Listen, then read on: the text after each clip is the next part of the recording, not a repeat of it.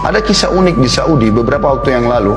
Seorang kaya raya, luar biasa peninggalan hartanya, ya. Seingat saya bisa bernilai sampai puluhan miliar uang itu, atau ratusan miliar uang yang ditinggalkan sama dia. Tapi dia karena selalu sibuk dengan bisnis sampai tidak sempat menikah, dan dia jauh dari kerabatnya, ya, dia selalu memblokir dirinya, tidak bertemu dengan kerabatnya. Intinya pada saat dia meninggal dunia, pemerintah Saudi, untuk tepatnya pengadilan, itu menahan hartanya semua dan mencari tahu mana ahli warisnya.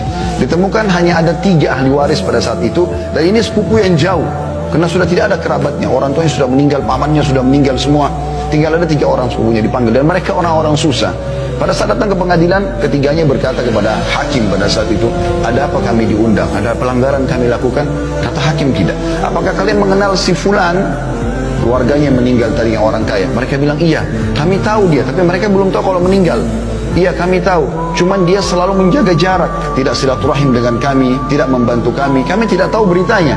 Kata hakim, dia baru saja meninggal dunia, dan dia meninggalkan harta yang sangat banyak. Saya tidak temukan, atau kami tidak temukan ahli waris kecuali kalian bertiga. Maka pada saat itu pun ditandatangani, mereka mendapatkan warisan yang tadinya miskin, langsung dapat puluhan miliar satu orang, tiba-tiba menjadi kaya raya gitu. Maka setelah itu mereka sudah mau keluar dari pengadilan, kata hakimnya, saya ingin memberikan ide sebentar. Ini pelajaran yang kita ambil. Saya ingin berikan ide kepada kalian. Kan kalian juga mendapatkan harta dari si mayit tanpa upaya apa-apa. Tiba-tiba kalian mendapatkan uang jutaan real, sekian puluh miliar, tanpa ada upaya apa-apa. Bagaimana kalau setiap orang di antara kalian mengeluarkan uang, kalau nilai rupiahnya masing-masing 1 miliar saja keluarkan. Jadi kalau dia dapat 30-40 miliar, 1 miliar tidak ada, kecil sekali. Keluarkan 1 miliar setiap orang, jadi 3 orang 3 miliar, kita bangunkan masjid buat si mayit, supaya dia dapat amal soleh juga, sebagai balas juga kebaikan kalian kepada dia. Apa jawaban ketiga? Jadi ini kisah nyata teman-teman sekalian, ini bukan direkayasa. Ini jawaban bagi orang yang selalu berharap nanti ahli warisnya akan berbuat amal saleh buat dia, sehingga dia tidak banyakkan amal selama dia hidup. Ini kekeliruan. Belum tentu ahli waris kita mau berbuat baik buat kita. Mungkin pun kalau dia doakan sebulan sekali. Saya tanya jujur teman-teman sekalian hadir di sini, berapa kali Anda doakan kakek Anda dalam sehari? Berapa kali Anda doakan kerabat Anda sudah meninggal? Sebulan sekali kah? Setahun sekali kah? Awal kita meninggal, hari pertama, hari kedua, hari ketiga, hari ke-10, 1 bulan, 1 tahun masih dikenang. Setelah itu akan dilupakan. Maka yang tertinggal adalah amal yang Anda kerjakan. Apa kata kerabat yang pertama? Dia mengatakan, saya punya utang banyak, saya mau lunasi. Ini cuma alasan, dia tidak mau bersedekah untuk si mayit, pemilik harta yang sebenarnya. Kemudian yang kedua juga mengatakan, saya sudah lama hidup susah, saya ingin hidup senang sekarang. Maksudnya saya tidak akan memberikan uang untuk bangun masjid itu.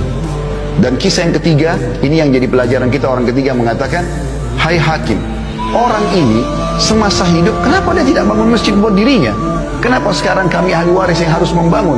Walaupun orang ini juga buruk karena tidak mau bersedekah, tapi kita ambil pelajaran dari situ. Ternyata amal-amal soleh yang terbaik adalah yang kita tanamkan sendiri selama kita hidup.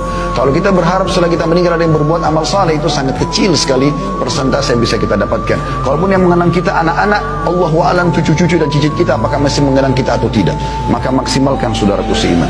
Itulah sebabnya Hasan Basri mengatakan, Ibn Adam, iyyaka wat taswifa, fa innaka biyaumika walasta bighadin, fa in yakun ghadin fa in yaku ghadin laka fakun fi ghadin kama kunta fil yaumi, wa illa yakun laka lam tandam ala ma faradta fil yaum.